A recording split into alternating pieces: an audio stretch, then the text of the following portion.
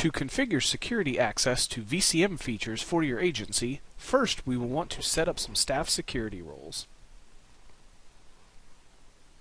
Each user may only belong to one group, but you may have as many security groups as you want. To add a group, click the Add New button. To edit a group, click the Edit link. The Group Details page will allow you to name your group and select what permissions this group will have. The permission items are broken down into several groups of similar features. You may select any combination of permissions for this group. Next, we have the section visibility control for this group. What this does is allow you to control which sections are displayed on the Quick Provide and Family Overview pages. These visibility settings can be configured at an agency level, the group level, and the individual user level. The most specific setting will always take precedence. So if at an agency level you hide the financial overview section, but for administrators you show the section, then admins will see the financial overview sections and non-admins will not.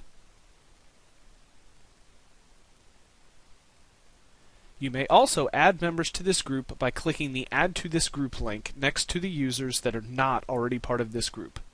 When you are done, click the Save Group button. Once you have your security groups configured, we can begin creating new user accounts. To do so, use the Staff tool.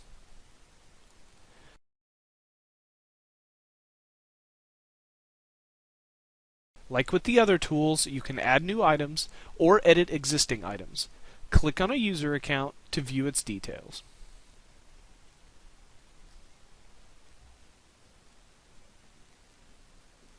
Each staff member will have their own account. This allows us to track who changed data and when for audit purposes. Each staff member should have a name and, if possible, an email address. Their phone number is optional. Each staff member's username must be unique within the VCM system. So if you try to create an account, the system will verify that someone else does not already have an account with that name. Passwords must be at least 6 characters or numbers in length and should have both letters and numbers if possible.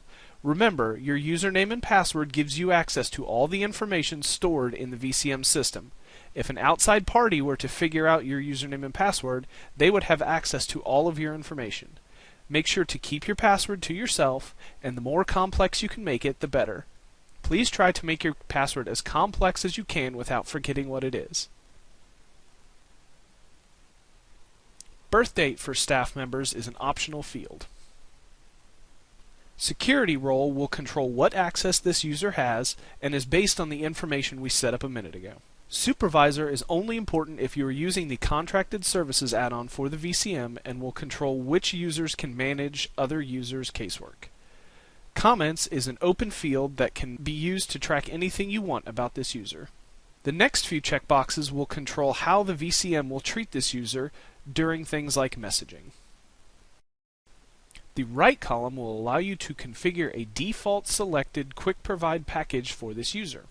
What this does is anytime this user uses the barcode scanner driven Quick Provide screen, the configured quantity for this package will automatically be selected without the need to scan the package. If your agency always records a single unit of food for every family that comes through your agency, you can default the Quick Provide to 1 unit of your food package. This way, once you select the client, you will only need to scan finish a few times to complete recording the service. You will not need to add the package manually. Since this feature only defaults the value during the Quick Provide process, you can always override the default during the Provide process.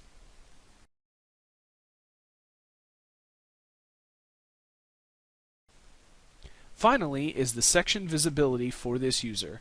Again, any setting at the agency or group level will propagate down to the user level, but you may override it using this tool. When you are done editing the user, click Save and Continue.